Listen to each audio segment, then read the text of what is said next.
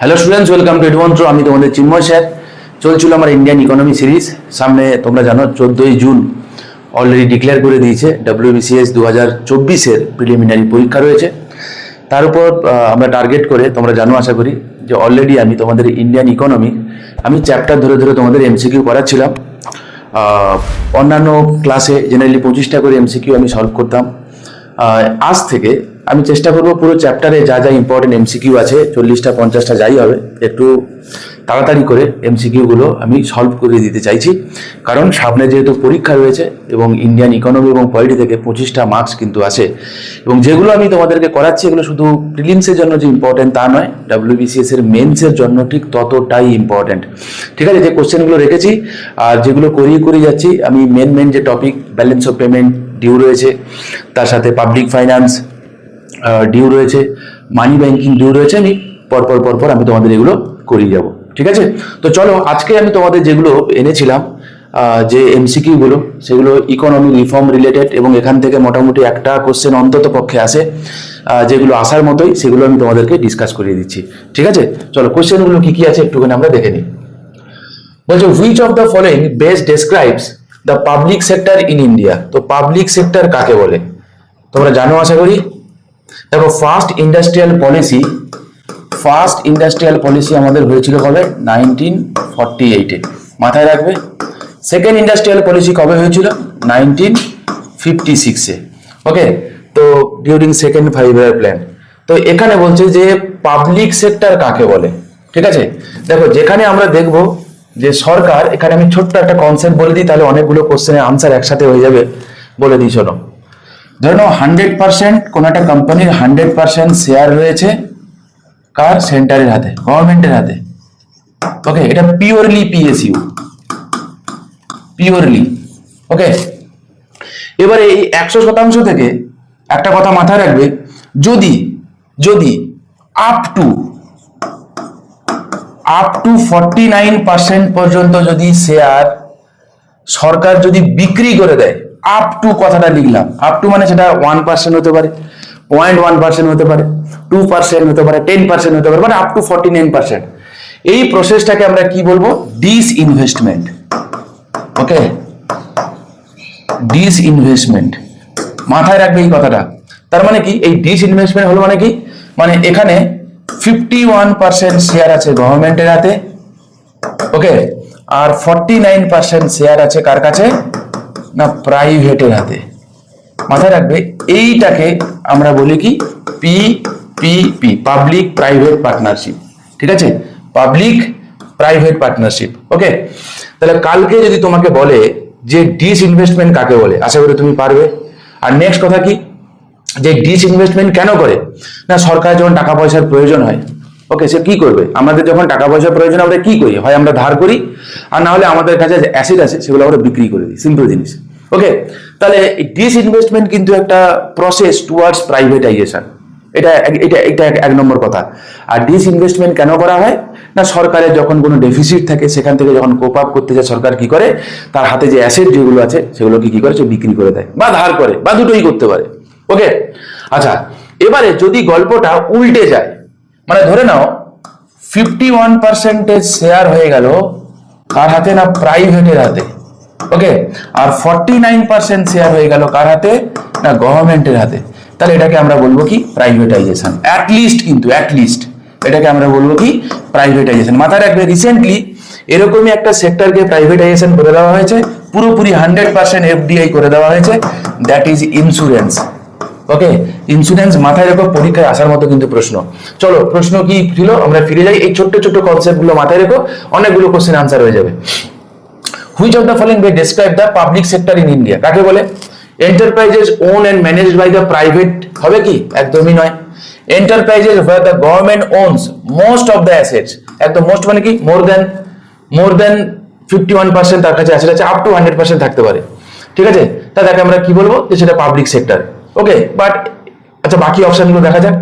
Enterprises control by the foreign investors, একদমই নয়। Enterprise run by the corporate societies, না, একদমই নয়। তাহলে answer cooperative society, my mistake, sorry. So B is the right answer according to option, যে enterprises by the government owns most of the assets. ঠিক আছে, চলো পরবর্তী প্রশ্ন দেখি। Which of the following is a key source of finance for public sector. তো public সেক্টরের ফাইন্যান্সের কি সোর্স কি জানতে চেয়েছে। ওকে, আচ্ছা এই পাবলিক সেক্টরেও সরকার নতুন কোনো কিছু বানাতে চাইছে, সেই টাকাগুলো আসে কোথা থেকে? তোমার আমার টাকা থেকেই না আসে, পাবলিকের টাকা থেকেই না আসে। বলছে sale of share to private individuals only base, collection of taxes by the government, foreign direct investment, personal savings of entrepreneurs. তাহলে আনসার কি হবে বলো? Collection of taxes by the government, B is the right answer. Okay, চলো পরবর্তী প্রশ্ন কি আছে দেখি। বলছে আর central public sector enterprise is primarily characterized by. Okay, তো central public sector enterprise primarily কাকে বলবো? দেখো চিনতে পারো কিনা, at least 51% of government share holder, একদম অ্যাটলিস্ট। তার মানে কি এক্ষেত্রে ওন করবে কে? সরকার। ওন করবে কে?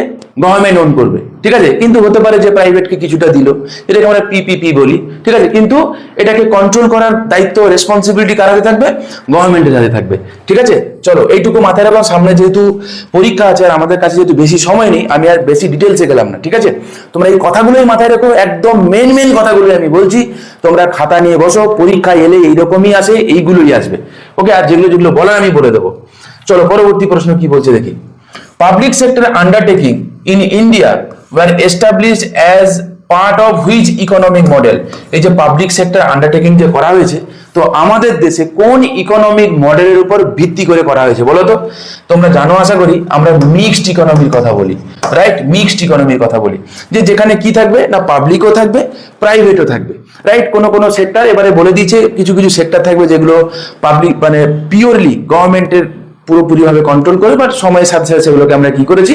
রিল্যাক্স করে দিয়েছি, স্পেসিফিক্যালি আফটার 1991, যেটাকে আমরা কি বলছি না, আফটার এলপিজি মডেল যে হয়েছিল বা পোস্ট লিবারেল ফেজে আমরা দেখবো কি কিছু সেক্টর থেকে গভর্নমেন্ট প্রায় বেশিরভাগই প্রাইভেটাইজেশন করে দিয়েছে। কিছু সেক্টর সরকার তার নিজের হাতে রেখেছিল, আস্তে আস্তে সেগুলোকেও কি করা হচ্ছে না, প্রাইভেটাইজেশন করে দেওয়া হচ্ছে। বাট আমরা মাথায় রাখবো কি না, কিন্তু মিক্সড ইকোনমিক মডেল, রাইট? চলো পরবর্তী প্রশ্ন কি বলছে একটুখানি দেখে নিই। Maharatna status for central public sector undertaking was introduced in, এই মহারত্ন স্ট্যাটাসটা কবে ইন্ট্রোডিউস করা হয়েছে? মাথায় রাখবে, এটা 2010 সালে ইন্ট্রোডিউস করা হয়েছে। ওকে, পরবর্তী প্রশ্ন। Which of the following is a major structural cause of insufficiency in public sector undertaking? তো বলছে যে মেজর স্ট্রাকচারাল ইনসাফিসিয়েন্সি কি রয়েছে, প্রবলেম কি রয়েছে, যে কারণে আমাদের দেখবো যে পাবলিক সেক্টর আন্ডারটেকিং গুলো ভালো পারফরমেন্স করতে পারেনি, এবং ভালো পারফরমেন্স করতে পারেনি বলে ভালো আচ্ছা কাঁচা প্রফিটও দেয়নি, আর আচ্ছা কাঁচা প্রফিট দেয়নি বলে আমরা সেগুলোকে কি করছি, over the period of time সেগুলোকে নন প্রফিট মেকিং অর্গানাইজেশন হিসেবে আমরা আস্তে কি করছি, মার্কেটে বেচে দিচ্ছি বা বেচে দিয়েছি অনেকগুলো। ওকে, কি excessive managerial autonomy, excessive autonomy দেওয়া হয়েছে, একদমই নয়। ল্যাক অফ গভর্নমেন্ট সুপারভিশন, একদমই নয়। ল্যাক অফ অটোনমি, একদমই তাই। আর হাই ডিগ্রি অফ কম্পিটিশন, মোটেই না। C is the right answer, lack of autonomy. Okay, চলো পরবর্তী প্রশ্ন কি বলেছে। Which of the following best explains the problem of lack of competitiveness in PSU? তো নিচের কোনটা এটা এক্সপ্রেস করে, এটা বলতে চাইছে যে ল্যাক অফ কম্পিটিটিভনেস কোনটা? PSU faced intense foreign competition from the beginning, তাই কি? ফ্রম দ্য বিগিনিং এই কথাটা বলেই গন্ডগোল করে দিয়েছে। কেন বলো তো? তোমরা জানো আশা করি, আমাদের দেশে প্রি লিবারেলাইজেশন ফেজে যখন হয়েছে, তখন কিন্তু আমরা দেশীয় যে ইন্ডাস্ট্রিগুলো যেগুলো ছিল সেগুলোকে আমরা প্রোটেকশন দিয়েছিলাম। ওকে, বাইরের ইন্ডাস্ট্রি যাতে আসতে না পারে তার জন্য আমরা বেশ কিছু এক্সট্রা করে কিছু আমরা বিধিনিষেধ আরোপ করেছিলাম। একদম ছিল না তা নয়, হ্যাঁ কিছু রেস্ট্রিকশন ছিল, সেই রেস্ট্রিকশন গুলো কিন্তু পরে তুলেছি আফটার 1991। ওকে, কিন্তু ফ্রম দ্য বিগিনিং বলে গন্ডগোলটা পাকিয়ে দিয়েছে। PSU operated in a protected environment within limited competition, একদমই সত্যি কথা বলে দিয়েছে কোন জায়গাগুলোতে PSU করবে, বাকিরা করতে পারবে না, ইনিশিয়ালি কিন্তু তাই ছিল। So B is the right answer. Okay, যে এই কারণে যেহেতু সেখানে বাইরের কাউকে ঢুকতে দেওয়া হয়নি, এই কারণে কি যাই করেছে সেটাকেই আমরা অপশন চয়েস যেটাকে বলে সেটাই হয়েছে। কিন্তু আফটার 1991 আমরা যখন লিবারালাইজেশন ফেজ হয়ে গেল, যখন যেই কমোডিটিগুলো বা গুডস বা সার্ভিসে যাই হোক যেগুলো আমরা প্রডিউস করছি, প্যারালালি ওয়ার্ল্ডের অন্যান্য বড় বড় কোম্পানিগুলো তারাও উৎপাদন করছে, আমাদের দেশে যখন আসছে তখন কি হলো না, আমাদের কম্পিটিশন বেড়ে গেছে। ঠিক আছে, তো এই কথাটা আমরা মাথায় রাখবো। পরবর্তী প্রশ্ন চলো কি বলছে দেখি। Economic reforms primarily refer to, economic reforms কাকে বলে?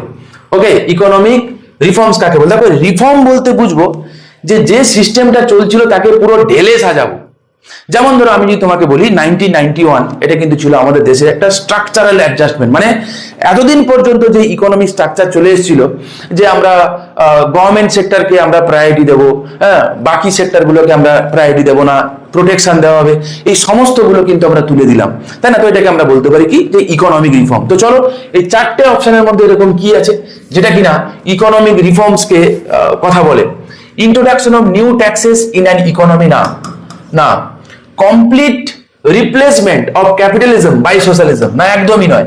তারপর কি বলছে? A paradigm shift in development strategy, yes this is the right answer, this is the right answer. তোমরা জানো একটা সময় আমাদের দেশের স্ট্র্যাটেজি স্বরূপ ইকোনমি ডেভেলপমেন্টের জন্য স্পেসিফিক্যালি আমরা ফোকাস করেছিলাম কার উপরে? পাবলিক সেক্টরের উপরে। আফটার 1991 সেটা কিন্তু পুরো চেঞ্জ হয়ে গেছে, রাইট? চলো পরবর্তী প্রশ্ন দেখি কি বলেছে। Before the emergence of the Soviet Union, the dominant development strategy in Euro-American countries was based on, কোথায় বলছে? Euro American country. কোথায় না বলছে যখন সোভিয়েত ইউনিয়ন বা সোশ্যালিস্টিক আইডিওলজি যখন ফ্লারিশ করেনি, আমি আসেনি বলবো না, ফ্লারিশ করেনি। ওকে, তো তার আগে কি ছিল? ক্যাপিটালিস্টিক ইকোনমি ছিল, লেইসেজ ফেয়ার ইকোনমি ছিল।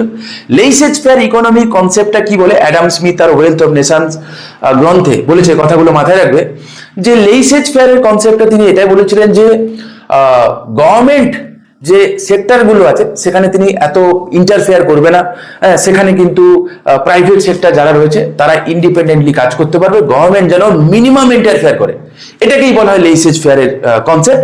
এবং এখান থেকে কিন্তু ক্যাপিটালিস্টিক অ্যাপ্রোচের কি বলতে পারি, শুরুয়াত বলতে পারি।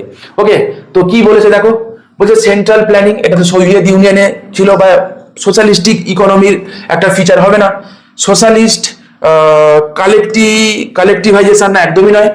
ক্যাপিটালিস্ট ফ্রি মার্কেট সিস্টেম, একদমই তাই। ফ্রি মার্কেট সিস্টেম কেন বলা হচ্ছে বলতো? না এখানে দেখো ফ্রি মার্কেট বলতে বোঝায় কি, ফ্রি এন্ট্রি ফ্রি এক্সিট আছে, চাইলে আমরা আসতে পারি বিন্দাস, মানে যেটাকে আমরা লিবারালাইজেশনের কথা বলি। এবং তার সাথে সাথে কি না, যে প্রডিউসার এবং যে কনজিউমার দুজনেরই কিন্তু তাদের কিন্তু রাইটস আছে, তারা চাইলে কতটা উৎপাদন করবে, কে কতটা কনজিউম করবে সেটা মার্কেট ডিসাইড করবে। ঠিক আছে, গভর্নমেন্ট এখানে কোনো মতে কোনো ইন্টারফেয়ার করবে না। ঠিক আছে, চলো পরবর্তী প্রশ্ন দেখি কি বলছে। দ্য টার্ম লেইসেজ ফেয়ার ইমপ্লাইজ, এটা কিন্তু পরীক্ষায় আসে, যদিও যে কটা তোমাদেরকে করাচ্ছি প্রত্যেকটাই পরীক্ষায় আসার মতোই কোশ্চেন করাচ্ছি, ভালো ভালো কোশ্চেন করাচ্ছি। ঠিক আছে, আচ্ছা দেখো, সচরাচর ইন্ডিয়ান ইকোনমির এরকম চ্যাপ্টার ধরে ধরে প্রচুর এমসিকিউ পাওয়া যায় না, বহুত মেহনত করে এগুলো বানানো কোশ্চেন তোমাদের জন্য, এগুলো সব টোকা কোশ্চেন টাইপের এরকম কোশ্চেন নয় এগুলো। আমি তোমাদেরকে আবারও বলবো, যারা সিরিয়াস অ্যাসপিরেন্ট আছো, আমি জানি ভিডিওগুলো তোমরা কেউ এমনি দেখো না, যারা দেখো আমি তাদের জন্যই বলছি, যেহেতু আমি প্রমিস করেছিলাম যে পুরো ইন্ডিয়ান ইকোনমি আমি তোমাদের এমসিকিউ সলভ করাবো, আমি করিয়ে যাবো। ঠিক আছে, সে তোমরা দেখো বা না দেখো। ওকে, চলো কি বলছে, লেইসেজ ফেয়ার কাকে বলে? আমি কি বললাম, যে যেখানে গভর্নমেন্ট কি করবে, কোন রকম কোনো ইন্টারফেয়ার করবে না।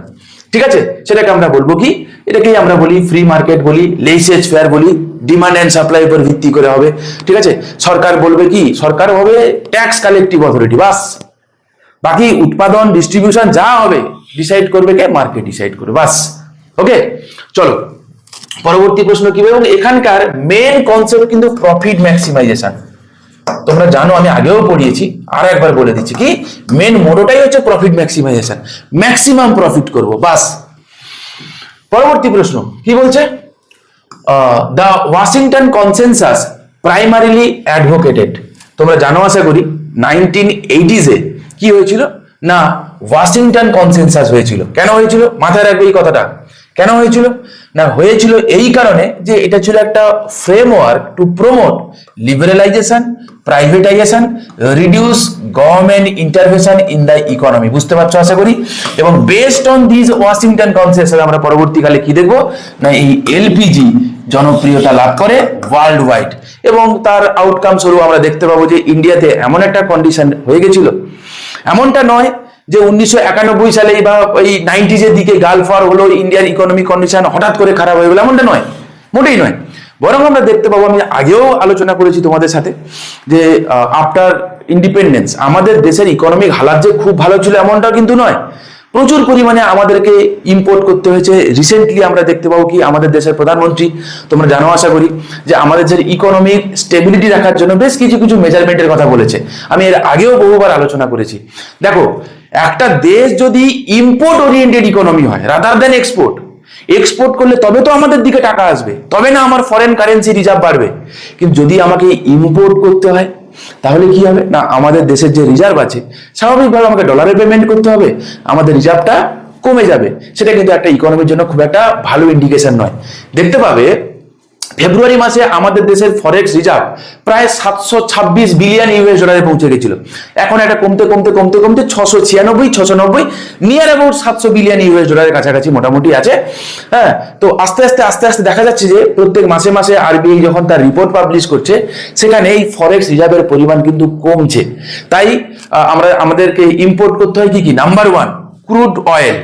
এবং ক্রুড অয়েল যত বেশি ইম্পোর্ট করব তত স্বাভাবিকভাবে ইন্টারন্যাশনাল মার্কেটে ক্রুড অয়েলের প্রাইস বাড়ছে, ফলে আমাদেরকে বেশি বেশি করে পেমেন্ট করতে হবে, আমাদের কারেন্সির ভ্যালু কমে যাচ্ছে। বুঝতে পারছো, প্রায় 96 টাকার কাছাকাছি পৌঁছে গেছে। তো ভাবো, আমাদেরকে ক্রুড অয়েল ইম্পোর্ট করতে হয়, এডিবল অয়েল ইম্পোর্ট করতে হয়, গোল্ড ইম্পোর্ট করা হয় সুইজারল্যান্ড থেকে, তাই না? তো এই কারণে দেখতে পাবে যে যে কথাগুলো বললাম এই রিলেটেড যাতে আমরা ঠিকঠাক করতে পারি, সেই জন্য আমরা দেখবো কি যে আমরা এই ইম্পোর্টের উপরে, তোমরা জানো আশা করি, গোল্ডের যে ইম্পোর্টের উপরে গভর্নমেন্ট যে ট্যাক্স লাগু করতো সেটা প্রায় ডবল করে দিয়েছে। কেন ডবল করে দিয়েছে না, যাতে আমরা ইম্পোর্ট না করি, যাতে ইম্পোর্টের পরিমাণ আমরা কমিয়ে দিই।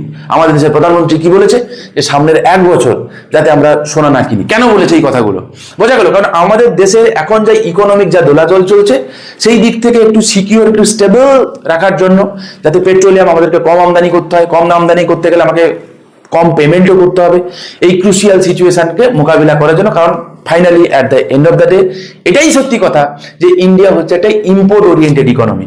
ওকে, বোঝা গেল? আমি আর ডিটেলসে গেলাম না, যেই কথাগুলো লাগবে তোমাদের এক্সাম পয়েন্ট অফ ভিউ থেকে আমি তোমাদেরকে ওগুলো বলে যাচ্ছি, মাথায় রেখো।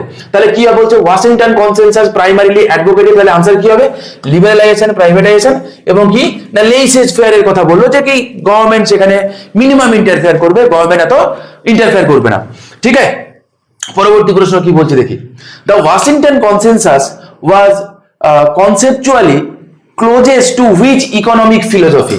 ঠিক আছে, দেখেই বুঝতে পারছো আশা করি কি হবে, লেইসেজ ফেয়ার ক্যাপিটালিজমকে প্রমোট করে, লিবারালাইজেশন, প্রাইভেটাইজেশন, গ্লোবালাইজেশন, বুঝতেই পারছো, প্রফিট ম্যাক্সিমাইজেশনের কথা বলে, গভর্নমেন্টকে ইন্টারফেয়ার করতে না বলে। On the other hand socialistic approach কি বলে, যে না সরকার ইন্টারফেয়ার করবে, তাই তো, এবং কি বলে না সেখানে আমরা প্রফিটের দিকে ধ্যান দেবো না, সেখানে আমরা ধ্যান দেবো কি না ওয়েলফেয়ারের দিকে, যে পাবলিকের ওয়েলফেয়ারের জন্য যা যা করার আমি তাই করবো, সিম্পল জিনিস। ওকে, এই কারণে একটা কোশ্চেন করা হয়, সেটা ইন্টারভিউ বলো বা জেনারেলি ইউপিএসসিতে বা ডব্লিউবিসিএস এর ইন্টারভিউতে সচরাচর এমসিকিউতে এই জাতীয় কোশ্চেন করা হয় না, একটু কনসেপচুয়াল কোশ্চেন এবং একটু লেখালেখি টাইপের কোশ্চেন আর কি এটা, যে ইন্ডিয়াতে আমরা দেখবো যে মিক্সড ইকোনমির কথা আমরা বলেছি, আমরা প্রিয়াম্বেলেও তার একটা রিফ্লেকশন দেখতে পাই, তাই না? তাহলে এলপিজি মডেল নেওয়ার পরে আমাদের যে মিক্সড ইকোনমিক স্ট্র্যাটেজি তার কি কোনো বদল হয়েছে? মিক্সড ইকোনমি অ্যাপ্রোচের কি বদল হয়েছে? তোমরা পারলে এটা নিজের একটা আনসার রেডি করে রেখো, ইন্টারভিউতে তোমাকে জিজ্ঞাসা করতে পারে। ঠিক আছে, চলো পরবর্তী প্রশ্ন কি বলছে আমরা একটুখানি দেখে নিই।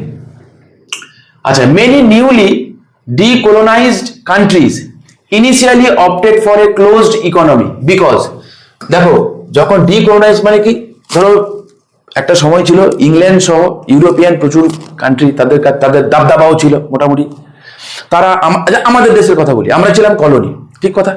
তাহলে আমাদের মতো দেশ সহ আরো অন্যান্য দেশ যারা কিনা, যেখানে কিনা ইংরেজরা সহ অন্যান্য পর্তুগিজ বলো বাকি অন্যান্য যারা কলোনি বানিয়ে রেখেছিল, এই সমস্ত দেশগুলো স্বাধীনতা পাওয়ার পর তারা ক্লোজ ইকোনমির দিকে কেন চলে গেছিল?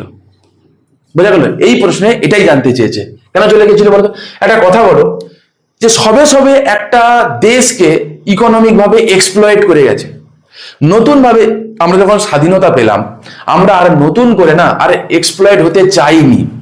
এটাই ছিল অনলি রিজন। মানে অনেকগুলো কারণের মধ্যে এটা একটা অন্যতম প্রধান কারণ যে বেশিরভাগ দেশগুলো তারা কি করেছে না, তারা ক্লোজড ইকোনমির দিকে ঝুঁকে গেছে। ক্লোজ ইকোনমি কাকে বলে আমি আরেকবার বলে দিই, যে যেখানে ইম্পোর্ট এবং এক্সপোর্ট কোনোটাই হয় না, এরকম দেশ হাতে গোনা দেশ প্রায় নেই বললেই চলে। নর্থ কোরিয়া মোটামুটি কাছাকাছি যায়, মোটামুটি রাইট নাও যদি আমি দেখি প্রায় কোনো দেশ আর নেই যারা ক্লোজ ইকোনমিতে বিশ্বাস করে।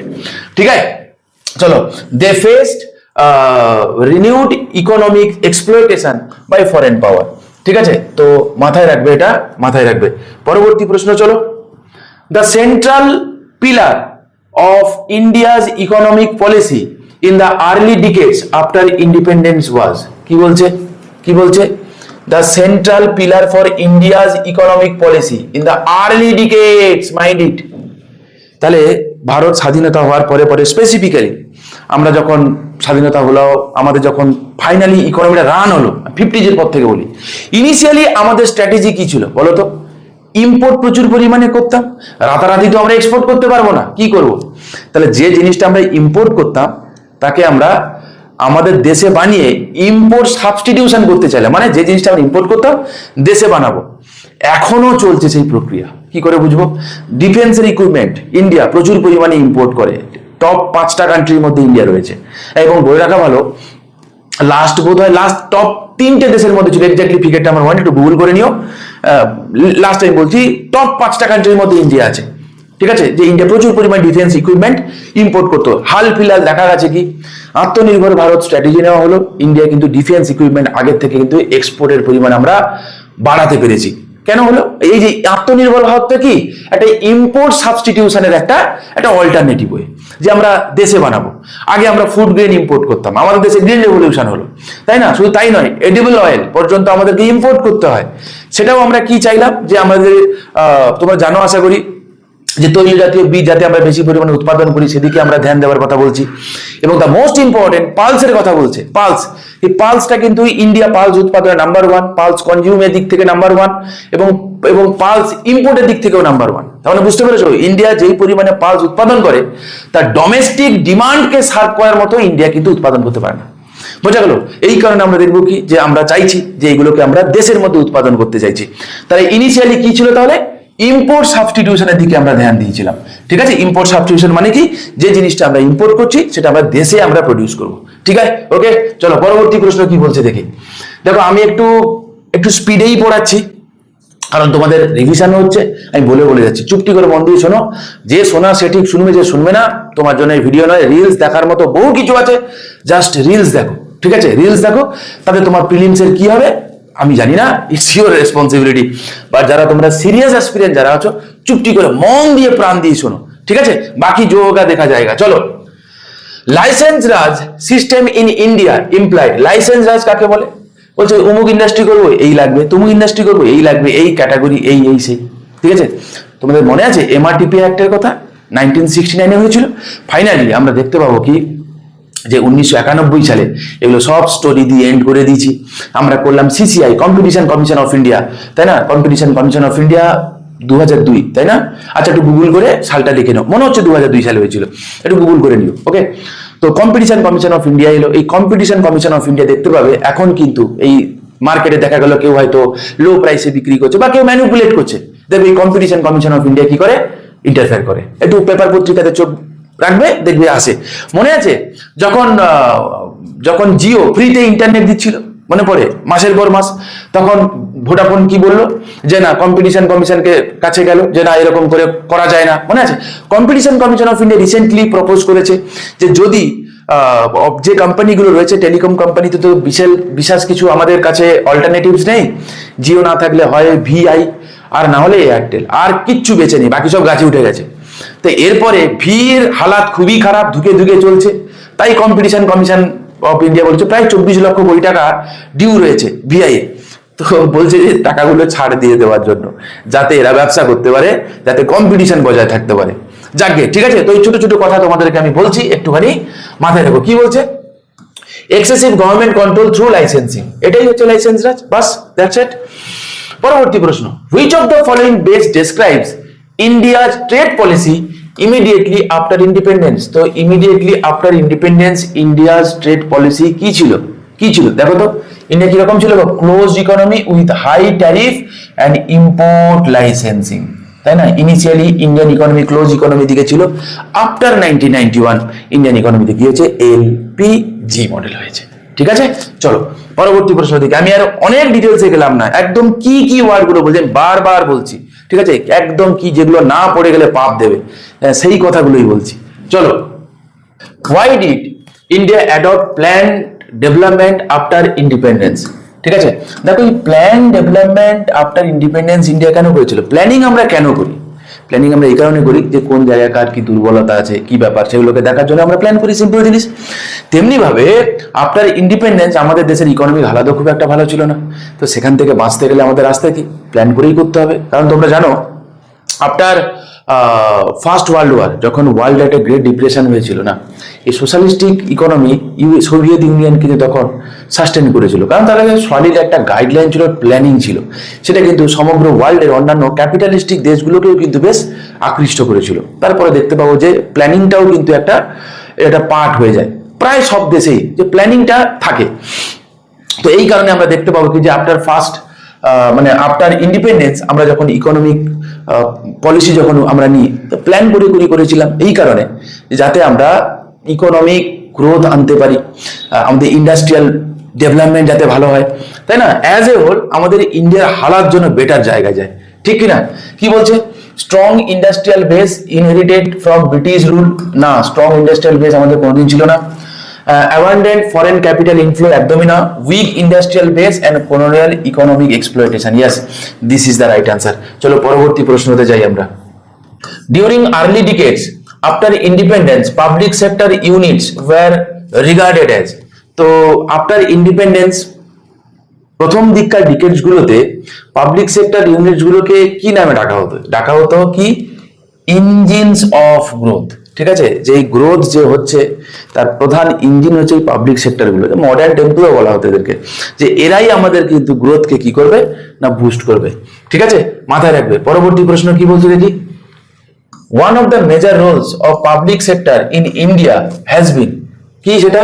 এক্সিলারেটিং economic growth and reducing inequalities. একদমই ঠিক কথা। যেই কারণে আমরা দেখতে পাবো কি যে জায়গাগুলো একটু পিছিয়ে পড়া জায়গা ছিল, যেমন তুমি ভিলাইয়ের কথা বলো, বোকারোর কথা বলো, বোঝা গেল? এই জায়গাগুলোতে আগে কি ছিল আর এখন কি হয়েছে থ্রু ইন্ডাস্ট্রিয়ালাইজেশন, বুঝতে পারলে? চলো পরবর্তী প্রশ্ন কি বলছে।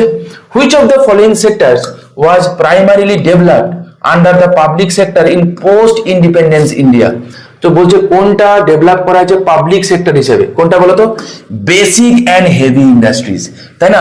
দেখো নর্মাল কোশ্চেন দিয়ে তো তোমরা জানো কেমন কি ব্যাপার, তাই না? সেকেন্ড ইন্ডাস্ট্রিয়াল পলিসি 1956, আশা করি তোমাদের মনে আছে। নেহরু মডার্নাইজেশন স্ট্র্যাটেজি তোমাদের আমি নীতি আয়োগ এবং প্ল্যানিং কমিশন যখন করিয়েছিলাম সেখানে আমি তোমাদের পড়িয়েছিলাম, মনে পড়েছে আশা করি। পরবর্তী প্রশ্ন চলো। The economic reform of 1991 in India were primarily triggered by, তো প্রাথমিকভাবে কি কারণে হয়েছিল মনে পড়ে আশা করি? ব্যালেন্স অফ পেমেন্ট ক্রাইসিসের জন্য হয়েছিল। আমি আগেও বলেছি, ডিটেলসে বলেছি, ঠিক আছে, তোমরা জানো আশা করি।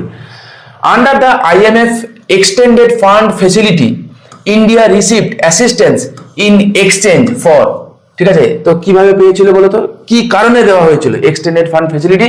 তোমাদের ডেফিনেটলি মনে আছে, এক ছোট্ট কথা বলি, যে ব্যালেন্স অফ পেমেন্ট রিলেটেড যদি কোনো গন্ডগোল হয় তখন চাইলে IMF এর কাছ থেকে আমরা কি করতে পারি? আমরা টাকা তার কাছে আমরা অ্যাসিস্ট্যান্স পেতে পারি, কিন্তু শর্তে। ইন্ডিয়া কিন্তু শর্ত দিয়েছিল যে আমরা স্ট্রাকচারাল অ্যাডজাস্টমেন্ট করব, যে কারণে আমরা দেখতে পাবো কি এলপিজি মডেলটা আমরা নিয়েছিলাম। এটা কিন্তু ছিল একটা ইন্ডিয়ার কি না স্ট্রাকচারাল অ্যাডজাস্টমেন্ট পলিসি ছিল। ঠিক আছে, চলো পরবর্তী প্রশ্ন। The ultimate objective of IMF supported reforms in India included, কি ছিল জানতে চেয়েছেন? বলছে যে permanent closure of domestic market, তাই এরকম হবে। Short term BOP stabilization and long term structural reform, একদমই তাই। দেখবে শর্ট টার্মের জন্য কিছু সোনা আমরা জমা রেখে কিছু আমরা নিয়েছিলাম, এবং লং টার্মের জন্য আমরা এলপিজি স্ট্র্যাটেজিটা নিয়েছিলাম। ঠিক, চলো পরবর্তী প্রশ্ন দেখি কি বলেছে। One major component of the 1991 reforms regarding PSU ওয়াজ, কি করা হয়েছিল? প্রাইভেটাইজেশন করা হয়েছিল এবং ডিসইনভেস্টমেন্ট করা হয়েছিল। প্রাইভেটাইজেশন কাকে বলে আমি বলে দিয়েছি, ডিসইনভেস্টমেন্ট কাকে বলে আমি তোমাদেরকে বলে দিয়েছি। এখন আসলে এত টাইম নেই বলে আমি কম সময়ে তোমাদের প্রচুর এমসিকিউ করাতে চাইছি। আমি আবারও তোমাদেরকে বলে দিই, কোশ্চেনগুলো ভালো করে দেখো, রিলেটেড ইনফরমেশন যা যা দেওয়ার আমি দিয়ে দিচ্ছি, ঠিক আছে? তোমাদের কারো মনে হতে পারে যে স্যার পিডিএফটা দিয়ে দিলেই তো হয়ে যায়, না হয় না বাবা, সাথে সাথে কিছু কিছু এক্সট্রা জিনিসপত্র লাগে। ভরসা রাখো, পড়াশোনা করো, ঠিক আছে? চলো, the broader aim of 1991 economic reforms was, তা কি বলছে যে আমাদের ব্রডার এম কি ছিল? কি ছিল আমাদের 1991 সালে ইকোনমিক রিফর্মসে? কি ছিল? সিম্পল জিনিস, boost growth and improve competitiveness. আমাদের দেশে কম্পিটিশন ছিল না, কম্পিটিশন ছিল না মানেই গ্রোথ ছিল না। আমরা কি দেখি যে কম্পিটিশন যেখানে আছে গ্রোথ সেখানে আছে, ঠিক? যেখানে কম্পিটিশন নেই গ্রোথও নেই। তুমি ভাবো একটা স্কুলে, একটা কলেজে তুমি একাই আছো, তুমি এসে বলো বাবা আমি ফার্স্ট হয়েছি, আর তুমি 0 পেলেও ফার্স্ট, 1 পেলেও ফার্স্ট, 100তে 100 পেলেও ফার্স্ট, তাই না? কম্পিটিশন থাকলে কি হয় না, গ্রোথ হয়। সিম্পল জিনিস। One of the major macro economic factor, mind it, macro বলেছে। ম্যাক্রো মানে কি? যেখানে আমরা অ্যাজ এ হোল সেন্সে আমরা ডিল করব, যেখানে আমরা বিগার সেন্সে ডিল করব, ইন্ডিভিজুয়ালিস্টিক অ্যাপ্রোচ যেখানে হবে না, তাকে আমরা বলবো কি? ম্যাক্রো ইকোনমিক, ঠিক আছে? তাহলে কি বলছে? One of the major macro economic factors leading to the 1991 reform. তো ব্রডার কারণ কি ছিল? কি ছিল? Rise inflation due to increase money supply, ঠিক? এটাই ছিল একটা অন্যতম প্রধান কারণ। পরবর্তী প্রশ্ন কি বলছে? The growing fiscal deficit before 1991 was mainly caused by. তো আমাদের ফিসক্যাল ডেফিসিট, আচ্ছা by the way, fiscal deficit কাকে বলে? কমেন্ট করে জানো যদি পারো, তো না পারলে কোনো চাপ নেই, নিজেরা খাতায় লিখে রাখো, পরীক্ষায় আসবে, ঠিক আছে? চলো করাবো এগুলো, যদিও চাপ নেই। বলছি যে the growing fiscal deficit before 1991 কি কারণে হয়েছিল বলো তো? কারণ দেখো, increase in non development expenditure. একদমই তাই। তুমি একটা কথা বলো, নন ডেভেলপমেন্ট এক্সপেন্ডিচার কাকে বলে? আমি রাস্তাঘাট বানাচ্ছি, তাই না? যা কিছু যেখান থেকে পরবর্তীকালে ইন্ডিয়া গভর্নমেন্ট, ঠিক আছে, সে কি পাবে না, রেভিনিউ পাবে, ঠিক আছে? আমি রাস্তাঘাট বানালাম, স্কুল বানালাম, কলেজ বানালাম, হ্যাঁ, আমি একটা পোর্ট বানালাম, হসপিটাল বানালাম, কুছবি, তো ডেভেলপমেন্ট এক্সপেন্ডিচার, যেখান থেকে আমি পরবর্তীকালে আমি রেভিনিউ আমি রিসিভ করতে পারবো, ঠিক কিনা? কিন্তু তখন তো আমাদের সাবসিডি বলো বা বাইরে থেকে ইম্পোর্ট করতে করতে সমস্ত কিছুই চলে, এখন তাও কিছুটা হয়, তখন এর হাল আরো খারাপ ছিল, ঠিক আছে? তো এটাই ছিল মানে প্রধান কারণ আর কি। বলে রাখা ভালো, এই সিচুয়েশনটা যে বিরাট কিছু শুধরে গেছে এমনটা কিন্তু নয়। ইন্ডিয়ার ফিসক্যাল ডেফিসিট এখনো রয়েছে, ঠিক আছে, এবং সেটা কিন্তু আচ্ছা খাসা রয়েছে। ওকে, চলো পরবর্তী প্রশ্ন দেখি কি বলেছে। Insufficiency of public sector units before 1991 due to. তো পাবলিক সেক্টর ইউনিট যেগুলো রয়েছে 1991 সালের ইনসাফিসিয়েন্সি হওয়ার প্রধান কারণ কি? কি বলেছে? হায়ার প্রফিটেবিলিটি অ্যান্ড গ্রোথ, না রিডিউস ফিসক্যাল বার্ডেন, না increase financial liability for the government. একদমই তাই। গভর্নমেন্ট বলছে কি, যে কে রাখাটা আমার কি হয়ে গেছে, লস হয়ে যাচ্ছে, তাই না? প্রোডাক্টিভিটি কমে যাচ্ছে, এটাই। Liberalisation primarily refers to, liberalisation কাকে বলে? লোকটা খুব উদার, মানে কি? নর্মাল লিবারাল মানে কি? আমি জাস্ট ওপেন করে দিলাম, সিম্পল জিনিস। তার লিবারালাইজেশন কাকে বলে? আচ্ছা, তার reducing state control and promoting market forces, simple জিনিস। ওকে, এটাকে আমরা বলি কি না, লিবারালাইজেশন। জাস্ট ওপেন করে দিলাম, সিম্পল জিনিস। ওকে, এই ওপেন করে দিলাম বলেই কিন্তু আমাদের দেশে আমরা আজকের বাড়িতে বসে, তাই না, অ্যামাজন বলো বা যে কোনো product, say country of origin কিছু ম্যাটার করে না, আমরা এখান থেকে অর্ডার করি, বাড়িতে চলে আসি, বাস, তাই না? Under the 1991 reform industrial licensing was, কি হয়েছিল 1991 সালের পরে? Mostly abolished. মাথায় রাখবে, কমপ্লিটলি অ্যাবলিশড নয় কিন্তু, এখনো কি পুরোপুরি গেছে তাও নয় কিন্তু, মাথায় রাখবে। Mostly abolished except for a few sensitive sectors, ঠিক আছে? মাথায় রাখবে, এইগুলো হচ্ছে সূক্ষ্ম জিনিস, যে কারণে আমি এই পার্টিকুলার একটা চ্যাপ্টার ধরে ধরে ডিটেলসে আমি তোমাদের কোশ্চেন রেখেছি। হ্যাঁ, চাইলে 5টা-7টা কোশ্চেন দিয়ে ফেলে দিতে পারতাম, করিনি। কেন করিনি? কারণ এখন পরিবর্তিত পরিস্থিতিতে পরীক্ষার কোশ্চেনের কিন্তু প্যাটার্ন বদলাবে। আমার কথা মিলিয়ে নিও। নিয়ার ফিউচারে WBCS এর কোশ্চেনের প্যাটার্ন কিন্তু বদলাতেই হবে এবং বদলাবেও। অন্যান্য স্টেটে যেখানে কারেন্ট সরকার রুল করছে না, তাদের পিএসসির কোশ্চেন পেপারগুলো কেমন হয় একবার চোখ বুলিয়ে দেখে নিও, ঠিক আছে? তো এখন যেমন গভর্নমেন্টের স্কিম থেকে, পশ্চিমবঙ্গের গভর্নমেন্টের স্কিম থেকে লাস্ট কয়েকটা ইয়ারে 2-1টা কোশ্চেন দিয়েছে। এখন কিন্তু ইন্ডিয়া গভর্নমেন্টের স্কিমগুলো কিন্তু ভালো করে পড়ে যেতে হবে। এমজিএ NRE-GA ছাড়া 2-1টা স্কিম ছাড়া তেমন কিন্তু কোশ্চেন কিন্তু WBCS করতো না, এখন কিন্তু করবে, এখন পরিস্থিতি বদলাচ্ছে। তো পরিস্থিতি বদলাচ্ছে, কোশ্চেনের স্ট্যান্ডার্ডও বদলাচ্ছে, তার সঙ্গে বদলে তোমার নিজের প্রিপারেশনটাকেও বদলাতে হবে। সিম্পল জিনিস। ওকে, চলো। One major objective of liberalisation in trade policy was, তো বলছে লিবারালাইজেশন ইন ট্রেড পলিসি যে হয়েছে তার ওয়ান মেজর অবজেক্টিভ, প্রধান কারণ কি, কি কারণে আমরা করেছি ট্রেড পলিসি লিবারালাইজেশন করে? হ্যাঁ, কেন করেছি আমরা? Improve international competitiveness of Indian industry. একদমই তাই, সিম্পল জিনিস। কি করে বুঝবো? যে স্যানিটাইজ, ধরে নাও আমি একটা কথা স্যানিটাইজারের কথা বলি, যে একটা বা চিজের কথা বল, তো খাও, তাই না? চিজ আমাদের দেশে কোন কোম্পানি বলো চিজ উৎপাদন করে? তুমি KFC কোম্পানি ইন্ডিয়ান কোম্পানি, বেশিরভাগ কোম্পানি বাড়ি আশেপাশে যেগুলো দেখো বেশিরভাগই হয় তোলা লেখায় হয় মেড ইন চায়না, তাই না? তো এই লিবারালাইজেশন হয়েছে বলেই সম্ভব। এবং আমাদের আসে বলে দেশীয় কোম্পানিগুলো তারাও চেষ্টা করে কম্পিট করতে, যে না আমরাও ভালো ভালো জিনিস প্রোডাক্ট বানাবো, তাই না? তেমনি করে আমাদের দেশের অনেক প্রোডাক্টও কিন্তু বিখ্যাত হয়েছে। আমেরিকার মার্কেটে যাও, সেখানকার টেক্সটাইল কিন্তু ইন্ডিয়ার দখলে রয়েছে না? তাহলে সবসময় সব ক্ষেত্রে আমাদের এক্সপোর্টও বেড়েছে, এটাও সত্যি কথা আগের তুলনায়। কিন্তু হ্যাঁ, যে পরিমাণ ইম্পোর্ট আমরা করি তার তুলনায় এক্সপোর্টটা কিন্তু খুবই কম, নিয়ার অ্যাবাউট ডাবল, মানে যা ইম্পোর্ট করি যা এক্সপোর্ট করি, এক্সপোর্টের থেকে আমরা ইম্পোর্ট প্রায় ডবল করি। প্রায় এই কারণে বললাম একটু শর্ট আছে। ওকে, চলো পরবর্তী কোশ্চেন দেখে কি বলছে। Which of the following is a model of privatisation, তো বলছে নিচের কোনটা একটা প্রাইভেটাইজেশনের মডেল? বলো, আমি কি বলেছিলাম? যে disinvestment is a process towards privatisation বলেছিলাম, একটা লাইনে বলেছিলাম আমি। যদি তোমার এই কথাটা মনে থাকে, আনসার কি হবে? তো ডিসইনভেস্টমেন্ট, ঠিক আছে, নান আদার দেন ডিসইনভেস্টমেন্ট। পরবর্তী প্রশ্ন, which of the following ডিস্টিংগুইশেস disinvestment from complete privatisation? Complete privatisation এবং ডিসইনভেস্টমেন্টের মধ্যে ডিফারেন্স কি? প্রথমেই বলেছিলাম কমপ্লিট প্রাইভেটাইজেশন বলে তো মোর দেন 51% শেয়ার বেচে দিতে হবে, বাস, মানে গভর্নমেন্টের হাতে লেস দেন 49% থাকবে। কিন্তু ডিসইনভেস্টমেন্ট কাকে বলে? আপ টু 49% বিক্রি হবে, বাস, মানে ওনারশিপ চেঞ্জ হওয়া না হওয়া, এই হচ্ছে গল্প। সূক্ষ্ম জিনিস। হ্যাঁ, তাহলে আনসার কি বলছে? Disinvestment may involve partial sale of share without losing control. ঠিক আছে, এই কোশ্চেন গুলো একদম হার্ডকোর পিওর কনসেপ্টের কোশ্চেন। তুমি জানলে তোমাকে 50 বার পড়ার প্রয়োজন নেই, মেকানিজমটা জানলেই হবে। পরীক্ষায় যাই কোশ্চেন দিক তুমি আনসার করতে পারবে, বাস। চলো পরবর্তী প্রশ্ন কি বলছে। Which of the following is an objective of disinvestment related to financial management? তো বল ডিসইনভেস্টমেন্ট কেন করা হয়, ফাইন্যান্সিয়াল রিলেটেড কেন করা হয়? স্বাভাবিক জিনিস, পাবলিক ফাইন্যান্সকে বেটার করবো বলে, এই কারণেই করা হয়, আর কি। পরবর্তী প্রশ্ন, which of the following represent a national security concern related to disinvestment? বলছে ন্যাশনাল সিকিউরিটি রিলেটেড কি কনসার্ন হতে পারে ডিসইনভেস্টমেন্ট রিলেটেড? ভেবে দেখো, sale of strategic defence industry to private players, তাই না? ধরে নাও আজকে নিউক্লিয়ার, যদিও নিউক্লিয়ার কিছুটা দেওয়া হয়েছে, যদি পুরোপুরি কন্ট্রোলটা চলে যায় প্রাইভেটের হাতে, তাহলে নিজেদের মতো করে ইউটিলাইজ করবে, ভাবতে পারছো? তখন সরকার তারা যদি কখনো কোনো জায়গায় মানে মিস ইউজ করে, কি করে কন্ট্রোল করবে বলো? তো এটা হচ্ছে একটা কিছু জিনিস যেটা হচ্ছে কি না security concern related to disinvestment. Okay, চলো নেক্সট কি বলছে।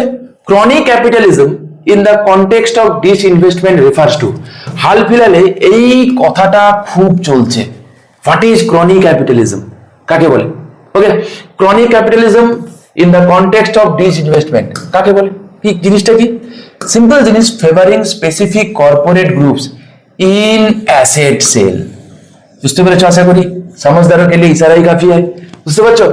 তো কখনো কখনো বলা হয় কি, বিরোধীরা বলে কি, যে গৌতম আদানিকে পাইয়ে দেওয়া হচ্ছে, এই জিনিসটা পাইয়ে দেওয়া হলো। ঠিক ভুল পরের কথা, বোঝা গেল?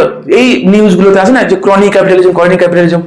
ইন্ডিয়াতে আমাদের যে ইকুয়ালিটির জায়গায়, আমাদের ইকুয়ালিটি হালাত খুবই বাজে। আমাদের ক্যাপিটাল ডিস্ট্রিবিউশন, স্পেসিফিক্যালি যদি আমরা বলি, আমাদের পার ক্যাপিটাল ইনকাম এর হালাত যে খুব একটা ভালো তাও নয়, আবার ডিস্ট্রিবিউশনের হালাত তার থেকেও বাজে। ঠিক আছে, আমি একটা ভিডিও দিয়ে তোমাদেরকে আমি বলবো যে আমাদের অ্যাকচুয়ালি এখন কারেন্ট হালাত কি। ঠিক আছে, আলাদা করে ভিডিও করে দেবো। চলো, বলছে golden handshake in the context of disinvestment refers two. Golden handshake কাকে বলে? সিম্পল জিনিস, যারা এমপ্লয়ি যারা রয়েছে তাদেরকে বলা হবে কি যে ভলেন্টারি তুমি রিটায়ারমেন্ট নিয়ে নাও, অ্যাট এ টাইম তোমার একটা বেনিফিট সরকার দেবে, ঠিক আছে? একেই বলা হয় গোল্ডেন হ্যান্ডশেক স্কিম। কি বলছে? ভলেন্টারি রিটায়ারমেন্ট, ওকে, তার জন্য কি একটা কম্পেনসেশন প্যাকেজ সরকার দেবে, এটাকেই বলা হয়। আচ্ছা, এইগুলো কিন্তু পরীক্ষায় বেশ কিছু বার পরীক্ষায় এসেছে, পরীক্ষায় আবারও আসবে, নতুন নতুন কোশ্চেন তোমাদেরকে করাচ্ছি, ওকে? আমি আর বারবার বললাম না। Which of the following best describes liberalisation in the Indian context? Liberalisation কাকে বলে? ওই কোশ্চেনটা হয়েছে না, reduction of government control to promote free market forces, okay? পরবর্তী প্রশ্ন কি বলছে? The removal of MRTP limits under LPG reforms primarily aimed at MRTP যে হয়েছিল আশা করি তোমাদের মনোপলিকে রেস্ট্রিক্ট করার জন্য, হ্যাঁ, তো সেটা কেন করেছে? কি allow large firm to expand without asset selling restriction. যে রেস্ট্রিকশন গুলো ছিল সেই রেস্ট্রিকশন গুলোকে তুলে দেওয়া হলো, সিম্পল জিনিস, তাই না? চলো, C is the right answer. পরবর্তী প্রশ্ন, আচ্ছা এমআরটিপি অ্যাক্ট কবে হয়েছিল আজও জানতে চাই, একটু আগেই বললাম 1969 হয়েছিল। আর একটা 1969 অ্যাক্ট হয়েছিল, তোমাদের জানো আশা করি, 14খানা ব্যাংকে কি করা হয়েছিল? ন্যাশনালাইজড করা হয়েছিল, হ্যাঁ, প্রথমবারের জন্য। মাথায় রাখবে 1969-এর 19শে জুলাই, হ্যাঁ, ব্যাংকিং ন্যাশনালাইজেশন ডে হিসেবে পালন করা হয়। Next question, reduction in import tariff K reduce করে দেওয়া হয়েছে, ভাবো। Under LPG reform was intended to, একটা কথা বলো, বাইরে থেকে কোনো কমোডিটি ইন্ডিয়াতে আসে, যদি ইন্ডিয়া গভর্নমেন্ট ট্যারিফ বাড়িয়ে, যেমন গোল্ডের ক্ষেত্রে করেছে, তার মানে কি গোল্ড আমাদের দেশে কি আর বেশি লোকে ইম্পোর্ট করবে? Answer is no. তাহলে বাইরে যে সমস্ত গোল্ড যারা কিনা আমাদেরকে ইন্ডিয়াকে এক্সপোর্ট করতো, যারা এক্সপোর্ট করতো, তাদের এক্সপোর্টে তাদের বিঘ্ন ঘটবে কি ঘটবে না? 100% ঘটবে, স্বাভাবিকভাবে ঘটবে। কিন্তু রিডাকশন করলে কি হয়? উল্টোটা হয়, হয় কি হয় না? সিম্পল জিনিস। তাহলে কি হবে? উল্টোটা হয় মানে কি, ফরেন কমোডিটি ইন্ডিয়াতে বেশি করে আসবে, তাই না? তাহলে বেশি করে আসবে মানে কি, ইন্ডিয়াতে কম্পিটিশন বাড়বে, সিম্পল জিনিস, ইনক্রিজ কম্পিটিটিভনেস ডোমেস্টিক ইন্ডাস্ট্রিজ। ঠিক আছে, একটু মাথা খাটিয়ে আনসার করবে। ইকোনমিক কোশ্চেন আহামরি রকেট সায়েন্স নয়, আর এত কঠিন ইকোনমি হয় না, চাপ নেই, ঠান্ডা মাথায় আনসার করবে, এই যা। চলো, free flow of foreign investment and technology under LPG employees. কি বলছে? Free flow of foreign investment এবং টেকনোলজি আন্ডার এলপিজি। যদি ফরেন ইনভেস্টমেন্ট এবং টেকনোলজি যদি ইন্ডিয়াতে আসে তাহলে কি হবে? সিম্পল জিনিস, আর কি হবে? Liberalisation of FDI policy two attract global capital and technology. তাই তো, যাতে টেকনোলজি আমাদের দেশে আসতে পারে, যাতে আমরা ফরেন ক্যাপিটাল আমাদের দিকে আসতে পারে, এই কারণেই আমরা এই করার কাজটা করেছি, সিম্পল জিনিস আর কি। খুবই সহজ ছিল কোশ্চেনটা। চলো পরবর্তী প্রশ্ন কি বলছে দেখি। আচ্ছা, deregulation of market under LPG refers to, তাই না?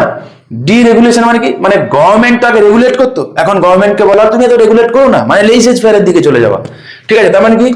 Removing government regulation to allow market forces to operate. তার মানে বুঝতেই পারছো আশা করি, তাই না? মানে এটাকে আমরা বলি কি, ইনভিজিবল হ্যান্ড। হ্যাঁ, মার্কেট ফোর্স ডিসাইড করবে, মার্কেটের ডিমান্ড সাপ্লাই ডিসাইড করবে। পরবর্তী প্রশ্ন বলছে, which of the following is considered a positive outcome of LPG reforms in India? Positive outcome কি হয়েছে জানতে চেয়েছে। ইনক্রিজ ইন ইন্ডাস্ট্রিয়াল লাইসেন্সিং, না মোটেই নয়, বরং কমে গেছে।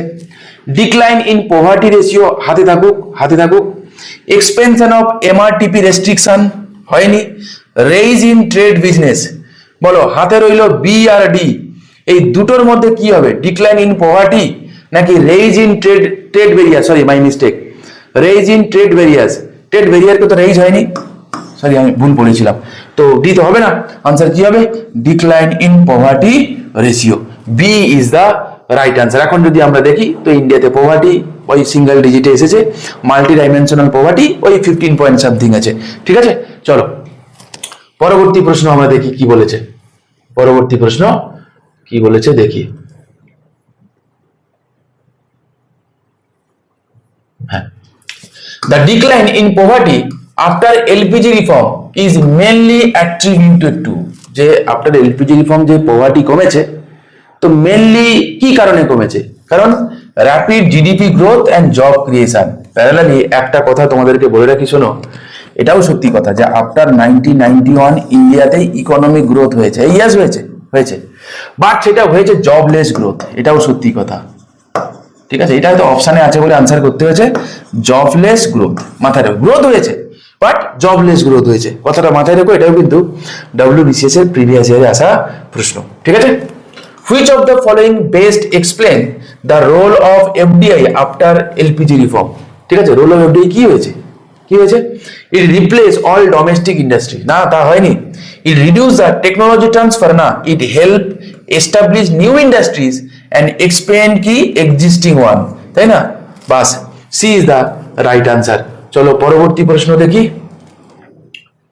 আচ্ছা, increase expenditure on social welfare after LPG reform is primarily link to. ঠিক আছে, কেন হয়েছে increase expenditure on social welfare? তো প্রাইমারিলি কার সঙ্গে রিলেটেড? তুমি আমাকে বলো, ইকোনমিক গ্রোথের সঙ্গে রিলেটেড, ফিসক্যাল কোলাপস নাকি public finance? Obviously public finance. Public finance কাকে বলে? যে সরকার যখন তার আয় ব্যয় সংক্রান্ত যে পলিসি বানায়, তার মধ্যে ট্যাক্সেশন আছে, সে কোথায় কি খরচা করবে, কিভাবে, সমস্ত কিছু ইনক্লুডেড রয়েছে, তাই না? তো স্বাভাবিকভাবে C is the right answer. পরবর্তী প্রশ্ন, which of the following is considered a major negative impact of LPG reform? কি হয়েছে বলো তো? না, তোমরা জানো ইনকাম ইনইকুয়ালিটি বেড়ে গেছে। ঠিক আছে, ইনকাম যার কাছে ছিল তার কাছে প্রচুর থেকেছে। জানো, বলেছে 1920 সালে, সেই সময় দাঁড়িয়ে ওয়ার্ল্ডের 10% লোকের কাছে যা প্রপার্টি ছিল, আজকে 200 বছর পেরিয়ে যাওয়ার পরেও সেই প্রপার্টি পরিমাণ বেড়েছে বই কমেনি। বুঝতে পারো, 200 বছরে হালাত খুব একটা বদলায়নি, মোটামুটি একই রয়েছে। ওকে, চলো পরবর্তী প্রশ্ন দেখি কি বলেছে দেখি। বলেছে যে which category of workers was most adversely affected in initial phase of LPG reform? তো কাদের এফেক্ট করেছে? যাও, নতুন নতুন টেকনোলজি ঢুকেছে, টেকনোলজি ওরিয়েন্টেড উৎপাদন হয়েছে, তাই দেখবো যে লো স্কিল ওয়ার্কার যারা হয়েছে তারা সব থেকে বেশি ব্যাডলি এফেক্ট করেছে।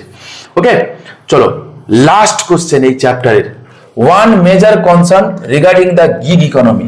গিগ ওয়ার্কার কাকে বলে? তোমরা জানো জোম্যাটো, সুইগি, যে ডেলিভারি বয় যারা রয়েছে, তাদেরকে কন্ট্রাকচুয়াল, কোনো hire and fire policy, simple জিনিস, কোনো কিছু নেই, তো এদেরকে আমরা বলি কি গিগ ওয়ার্কার বলি। ঠিক আছে, জেনে রাখো ওয়ান মেজর কনসার্ন, তাহলে কি বলবো? Lack of social security and job stability. Okay, this is the right answer. তো এই ছিল মোটামুটি এই এন্টায়ার চ্যাপ্টারে reform related, economic reform related important 50টা গুরুত্বপূর্ণ MCQ তোমাদের সঙ্গে আমি আলোচনা করলাম। দেখতে থাকো, নেক্সট দিন আমি তোমাদের হয় মানি ব্যাংকিং করাবো বা পাবলিক ফাইন্যান্স করাবো। আমি চেষ্টা করব যত দ্রুত সম্ভব তোমাদেরকে এই ভিডিওগুলো দিয়ে যেতে। তোমরা যারা রেগুলার দেখো, সিরিয়াসলি দেখো, তোমরা চ্যানেলটা দেখতে থাকো। সন্দীপ স্যারও তোমাদেরকে ভিডিও দিচ্ছে, অন্যান্য টিচাররাও তোমাদেরকে দিচ্ছে, রেগুলার দেখো। আশা করি তোমাদেরকে আমরা প্রোডাক্টিভ এবং ঠিক ইনফরমেশনগুলো দেওয়ার আমরা বরাবরই চেষ্টা করে থাকি, আবারও দেবো। ঠিক আছে, ভালো থেকো। যদি ভালো লাগে তোমরা চাইলে চ্যানেলটাকে সাবস্ক্রাইব করতে পারো, লাইক করতে পারো, শেয়ার করতে পারো, আর তোমার গুরুত্বপূর্ণ কমেন্ট চাইলে দিতে পারো।